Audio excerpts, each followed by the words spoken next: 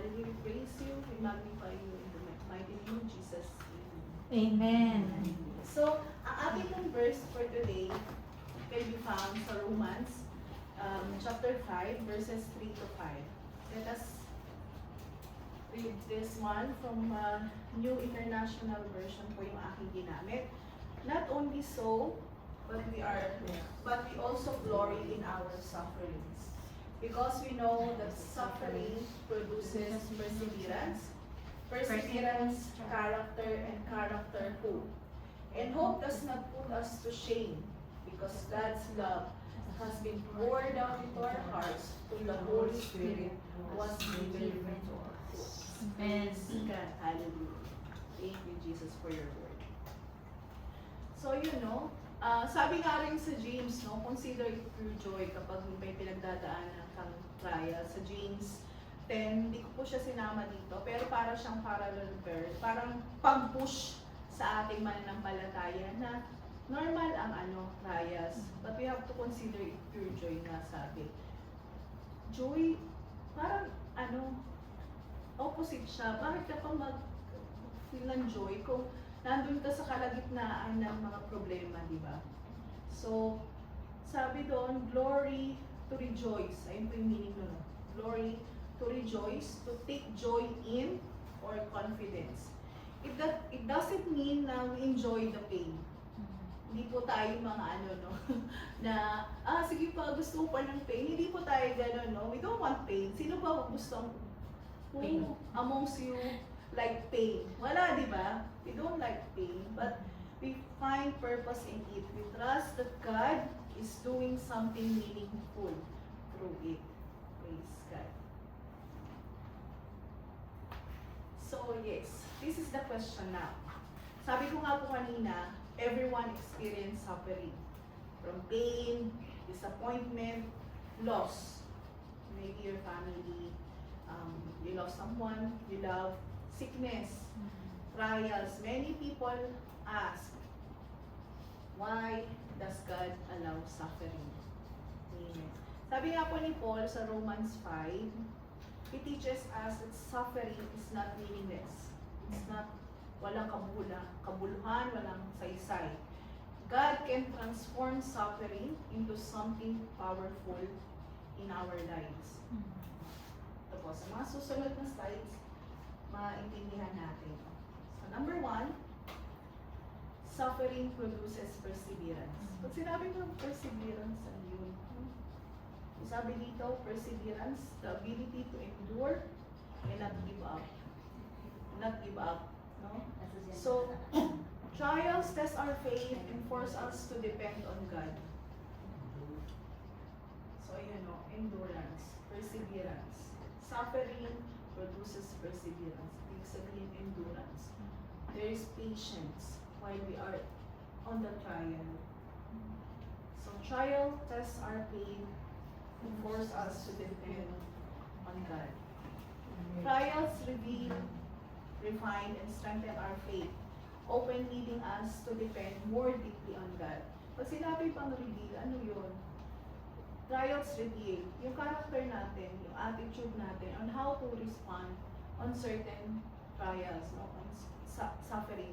Ano ba yung nasa loob? What's inside the man's heart when we face trials? So that's why trials reveal, refine, it refines our character. Amen. And strengthen our faith. Often lead us to depend more deeply on God. Sometimes, akala natin, yung time na super hinang-hina, parang sabihin na natin nasa na natin ang mundo.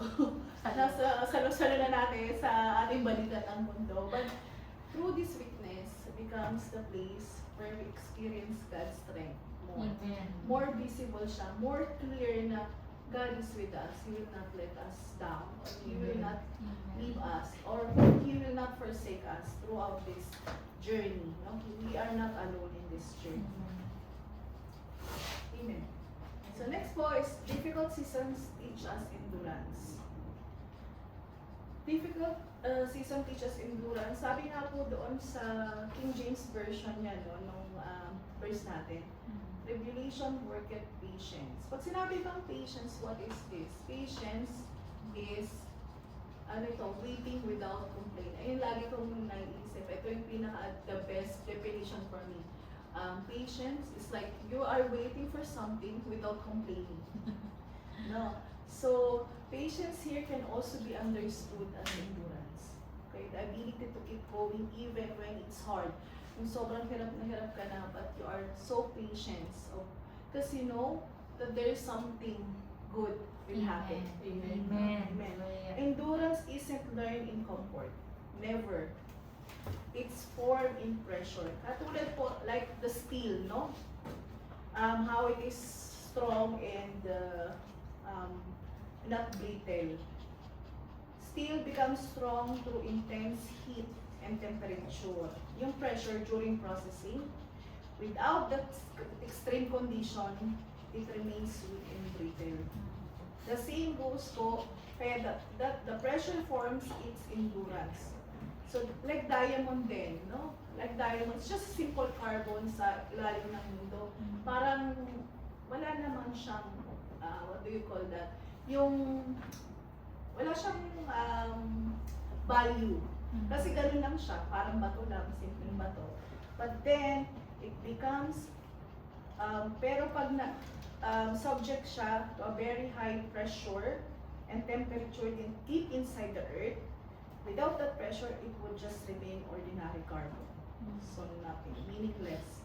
Pero that because of that pressure sa steel and the diamond, it becomes more valuable. Amen. Amen.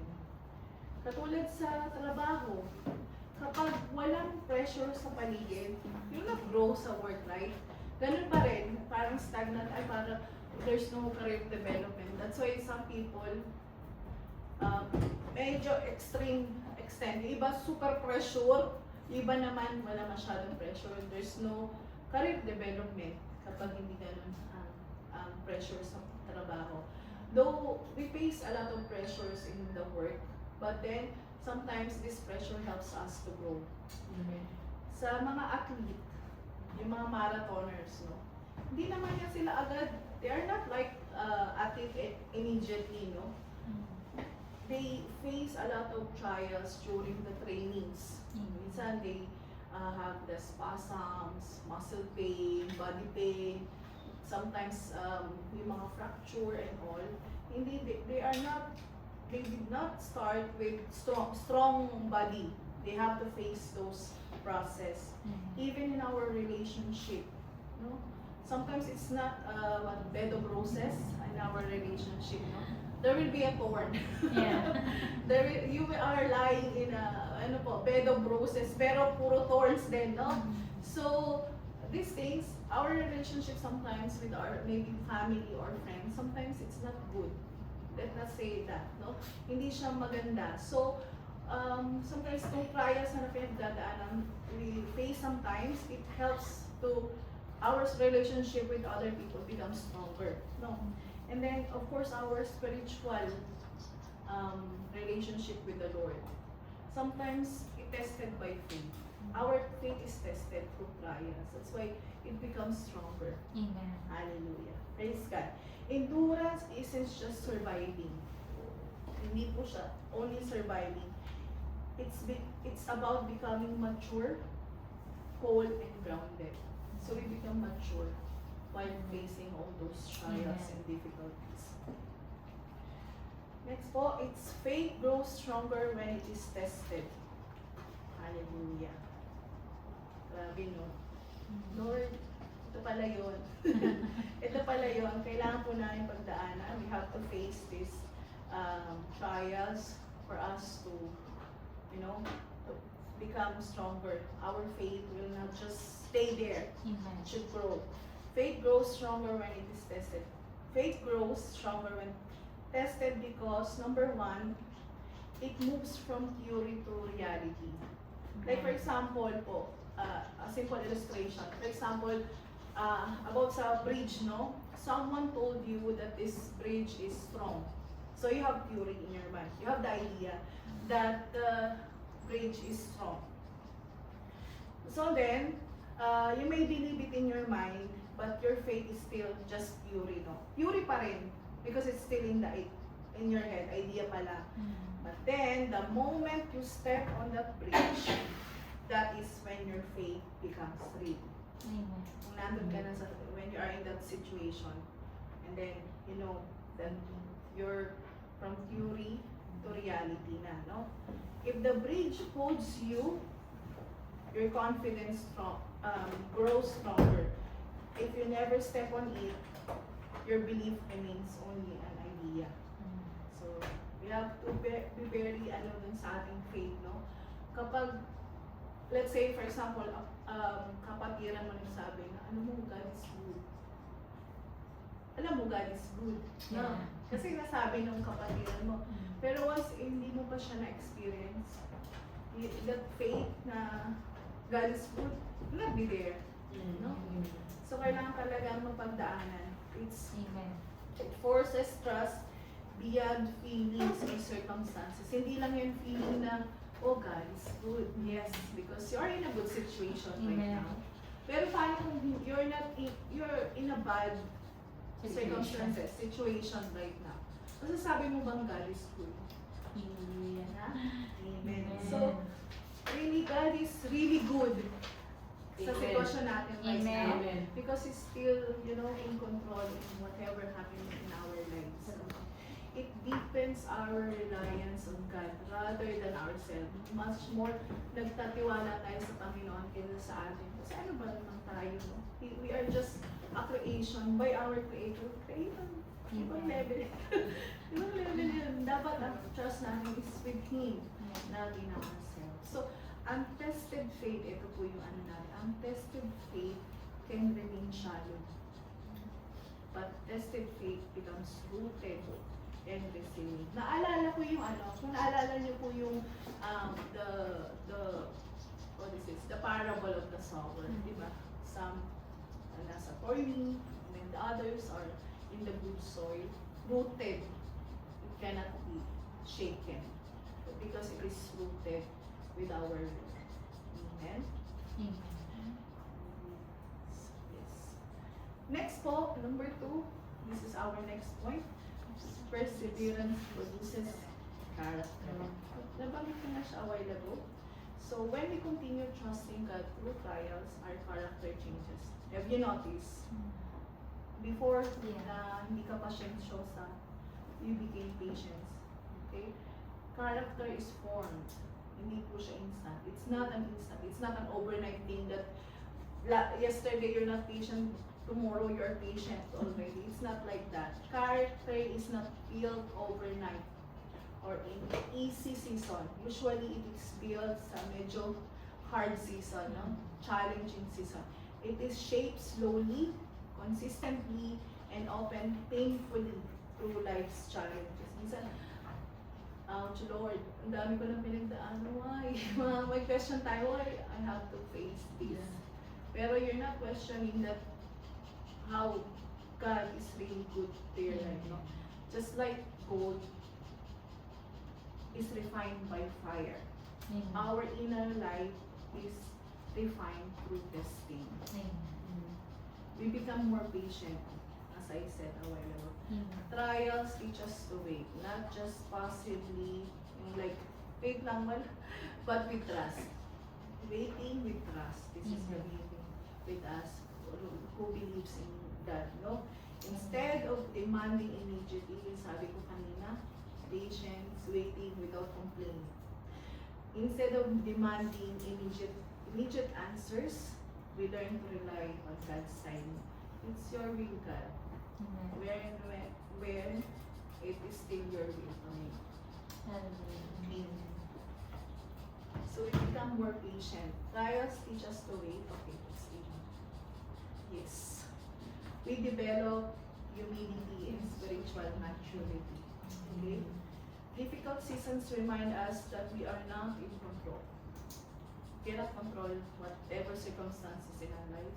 Maybe the decisions that we make, maybe we can control for now. But whatever is happening with us right now, it is not in our control. Okay? They bring us to a place of dependence on God. Softening our pride, the pride that we have. Kasi wala kang surrender. It's only God. We don't have a choice. Unless na lang you're an unbeliever, maybe you will go to some place and, I don't know, you call your friends and you go for training session and all to just to relieve the stress and problems that you are facing. But as a believer, we have someone, higher being, our Creator, that who's holding us in His hands. Okay? We grow in spiritual maturity. We begin to respond differently.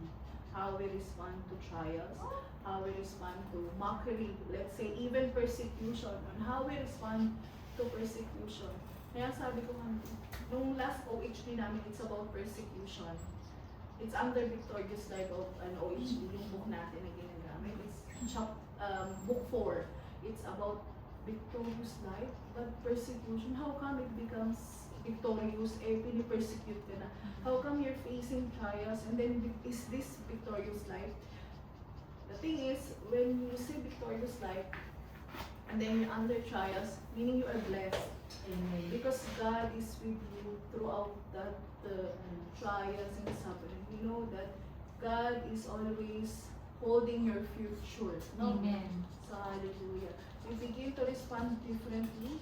Hindi na tayo, pag may someone like just mock us or someone just say something bad about us. Or maybe your family member.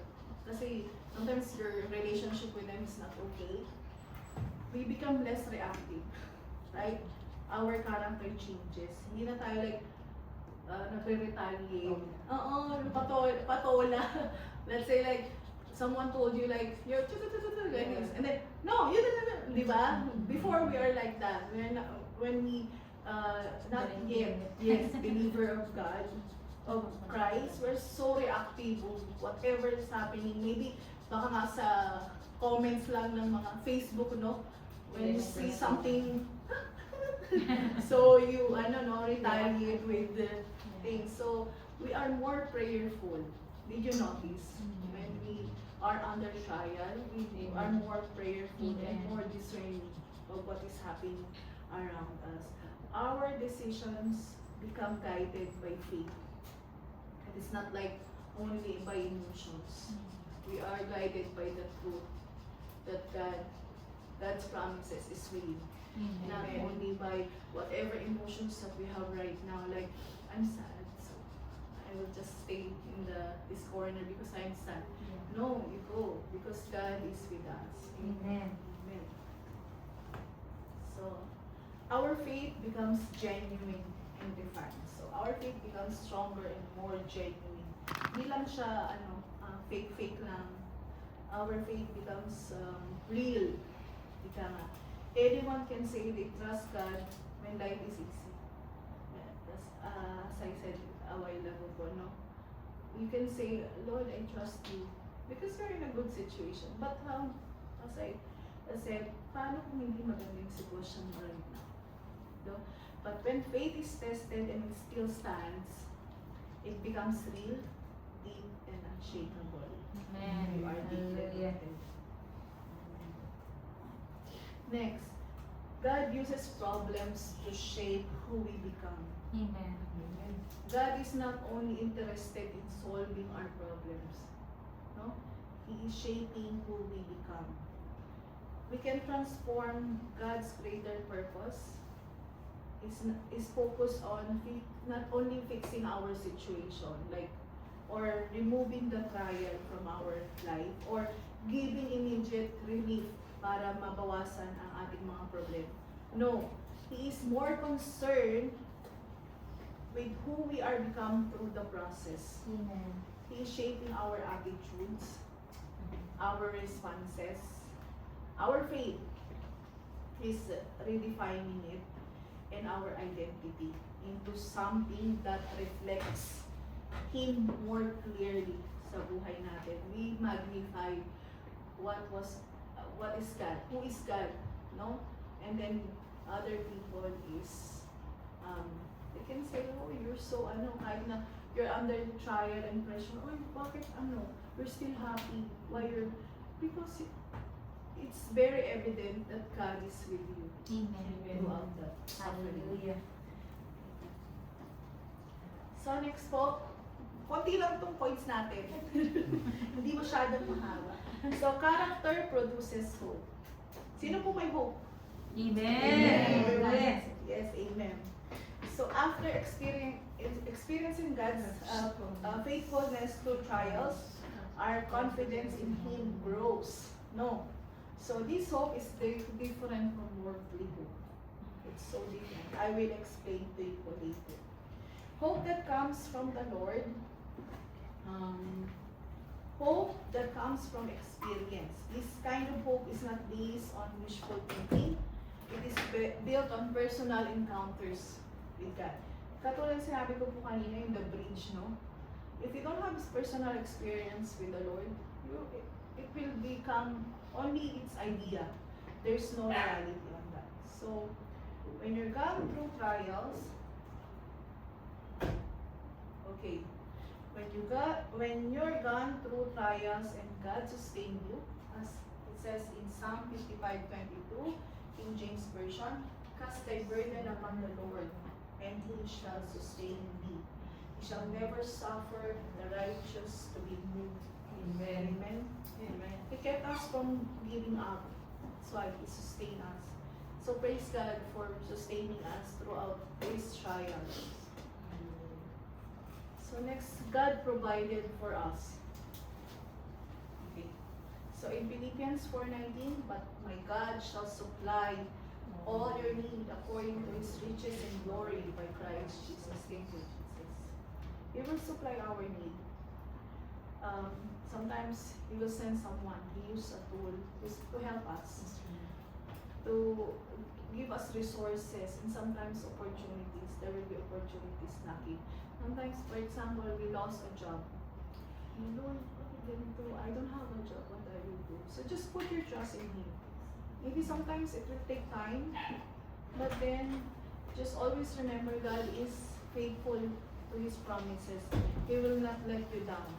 So maybe He closes one door, maybe He will open a lot of opportunities. You just so be ready. Just be ready na you can grab this opportunity that is preparing for you. Okay? Then God strengthen us. So in Isaiah 41:10, I just took the first verse, fear thou not, for I am with thee. Be not dismayed, for I am thy God. I will strengthen thee, yeah, I will help thee. So, nakakatuwa, no? God will help us. God will help us. So, do not fear, Amen. because He is with us. Do not be dismayed. Sometimes, even if our, what we are expecting, we are expecting, but something came out differently. It's not the same as what we want. But just trust the process, trust God that He's working within you. So, you begin to trust Him not just because you heard about Him. Hindi lang because you heard Him, but because you've experienced that Amen. God is really good. Amen. Your confidence, the confidence, the joy becomes rooted in evidence. It's not just an idea or just in your mind only, but there is a big reason why you have confidence in the Lord. Amen. 7F. God produces hope. Okay. As our character, is formed, Bible. you've seen God come through before. So, hindi siya bago. Even Jesus Christ faced trials and sufferings. So, and even the prophets before, the disciples, sila Paul, who else? The disciples of the Lord, they faces trials. Amen. Trials, sufferings, everything, name it, they face it. But God was faithful before, Amen. He will still be faithful. Amen. Hallelujah. He will never change. He's the same God yesterday, today, and forever. Okay. If God did it before, He can do it again. Okay, amen. So, ito yung difference of worldly hope and biblical hope, no? Maybe things will get better, sabi ng world. Hindi siya sure, no? Maybe. Uncertain. Based on circumstances. It's not like um, ay, baka hindi. Mm. Hindi. Ganun, no? Ganun yung worldly hope. Baka, laging may baka. Baka magiging maayos din to. Nagkamang. Yes, baka ano, may mga kasunod pa, baka. But with biblical hope, God is faithful, He will never fail us. We have security. Because we are acting not because of our emotion, but based on who God is sa buhay natin. So godly hope versus worldly hope. So godly hope, it's steady. Steady siya, unshakable, and anchored in God's character. Not Amen. in our circumstances or whatever emotions you are right in, but because of His character. That He is faithful. That He is faithful to His promises. Amen. But worldly hope, fragile, mabilis siyang shake, temporary, dependent on outcomes. Kapag masaya ka ngayon, masaya. Ay, very hopeful ka. If yun, like for example, you're unbeliever and then, like for example, you had emotions, for example. So, masaya yung feeling ngayon. But, paano, what if, after promotions and then your company got, nagtanggalan, no? And then nasama ka doon. So, paano yun, no? So, it depends on the circumstances. But with godly hope, even, for example, nawalan ka ng trabaho, you know, God will provide for you. God will sustain you. God will strengthen you throughout that area, no? So, ito na po yung last point natin. No? This is based on our verse, no? God does not disappoint. He will never disappoint. So, and hope does not put us to shame, sabi sa Romans 5:5, because God's love has been poured out into our hearts through the Holy Spirit who has given to us. Amen. So, our hope is secure because it is grounded saan? Number one, God's love. It's not questionable. So, and hope does not put us to shame because of God's love. Imagine, when we were sinners, God died for us. Imagine mo, someone did something bad to you, and then you will die for this person. Are we, parang in worldly thinking, why will I do that? I will die for this person, and he did already bad things to me. Why will I do that? But no, God's love is different. So, it's like we cannot fathom how God's love towards towards people, no? God's love is the reason we can hold on to hope. Even in difficult season, when everything feels uncertain, His love remains constant, never change. Reminding us that something better is ahead. Next po is the sacrifice of Jesus Christ. No? So hope does not disappoint. Our hope is secure because it is grounded in the sacrifice of Jesus. Our hope is not based on circumstances or feelings. It is achieved in what Jesus has already done. Tapos na eh. He did it already. That's why He said, take heart, I have overcome the world, sabi ni Jesus Christ. Amen. So you just stand still when you're facing difficulties and trials because God, He did it already. You don't need to magpa-crucify again because He did it already. Amen. Jesus has already done it on the cross. His sacrifice is finished, complete. It will not change anymore, making our hope firm and unshakable.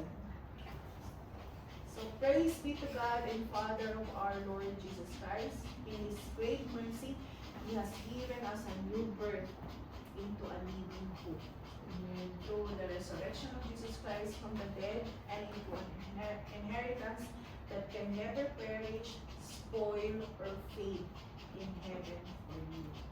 Hallelujah. So the next one is our hope is secure because it is grounded by the presence of the Holy Spirit. Our hope is not distant or uncertain. It is alive within us. Buhay siya. No? Amen. Buhay siya. Buhay ang banal na Espiritu sa atin.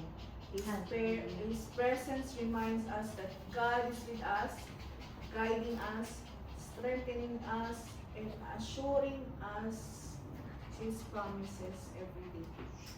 Ayun ang ating assurance. Ayun ang paghawakan natin na we are secure. Our hope is secure because of these three things. Amen. God's love, the sacrifice of Jesus Christ, and of course the presence of the Holy Spirit in our life.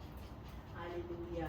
Even when outcomes, sabi ko nga, don't look the way we expected, this hope remains. These three things. Because it is not based on results, but on a relationship with God. So let's tell, yung testing our faith produces perseverance and joy. And these things, with perseverance, it is shaping our character, and the hope that we have will not disappoint us. Because the God we serve is alive. Amen. Hallelujah. Hallelujah. So, ito po. Kilala niyo po siya? Kinig ko yung teacher. Si Nick Vujicic. Nick Vujicic is an American, Australian, evangelist. So, he was born without the arms, upper limbs, and the Yeah. lower limbs. No? A rare condition called tetraamelia syndrome. So, growing up, he experienced everything. Bullying, loneliness, depression, and then at one point in his childhood, he even struggled with thoughts of giving up his life. No? But through his faith in God, he found Jesus Christ. God found him. No? Amen. He found hope and purpose despite his suffering. Instead of focusing on what he did not have, nung wala siya, he trusted that God had a plan for his life. So now, today, si Nick Vujicic, ang hirap basahin mo. Vujicic. He travels around the world, encouraging people, shares his testimony, about faith, about hope, about perseverance, inspires millions to trust God Amen. even in difficult situations. Amen. His life shows that sabi niya, God's plan for your life is greater than your struggles. Amen. His life shows that suffering does not mean life has no purpose. Sometimes the very struggles we face become the message that gives hope to others. So, hallelujah. Thank God sa kanyang buhay. No? Now he has family, no? He has kids as well. Yeah. So, praise God. And then, kuha din ako ng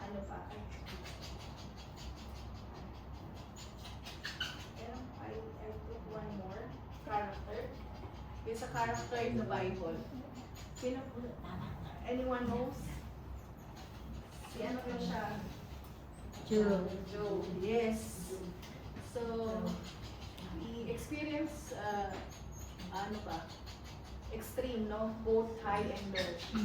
He was rich, he has a happy family, healthy, and everything. But then, he experienced extreme suffering. He lost his wealth. Nagkasakit siya, his health, and he lost his family as well. Yet, he continued to trust God. Grabe, no? Grabe yung kanyang faith. Sabi niya, sa Job 13:15, though he's slain, yet will I hope in him. Amen. Grabe. Hallelujah. Even in his pain, through faith, continues trusting God even when life is painful and confusing. Let's just continue our faith. Okay? So whenever you face trials and struggles, just think about it that this will help my faith to grow. Amen. That faith that changes my character, shaping my character, and I will just hope, you know, the hope that God promises to me. I'll just hold on to that. So remember, suffering is not the end of the story. It's not the end. It is part of God's process in our life. Amen. Amen. What begins as suffering produces perseverance. Perseverance shapes our character. And character forms a living, unshakable hope. Just revealed in our text today in Romans 5:3-5. Your trial today may be the very thing God is using to build a stronger, deeper faith for tomorrow. So whatever suffering you are facing, remember, God is at work in you. God is working in you, shaping you, in strengthening you, and leading you toward a hope that will never fade. No? If you're in season of suffering, don't walk away. Don't walk away. Amen. Pagdaanan mo lang yan, no? You just walk throughout that. Endure the pain, correct? But because you know, God is using this very moment to grow perseverance in you, Amen. form your character, Hallelujah. and awaken a hope that will carry you through that suffering. Suffering is not wasted. It produces perseverance, shapes our character, and releases a hope that cannot be shaken. Amen. Hallelujah. Praise Amen. the Lord. Hallelujah. Pastora? Okay, hallelujah. Thank you so much, O Lord, for this message that you have given us today, Lord Jesus. Yes, That Lord. You, God, suffering, O God, it may be painful, O Lord God, but we know you will carry us throughout this, O God. It will produce, O God, perseverance, O God. It will build our character. Yes, And Lord. then, O God, it will give us hope, the security, O God, that whatever we are facing right now, O God, we will just go through it because you are there, O God. Yes, Lord. Who carries Hallelujah. us, O God, throughout this suffering, throughout these trials, throughout these challenges or persecutions even Yes, from Lord. Thank you so much for your wonderful word, O God, today that reminds us to just have faith in you, to trust in you, O God, Yes, whatever Lord. circumstances we are in. Hallelujah. Thank you so much that this word, O God, it will not be, will not stay with us, O God. It will be Yes, shared Lord. to the people around us. Hallelujah. We praise you, we magnify you in Jesus' mighty name. Amen. Amen. Excuse me, please be here.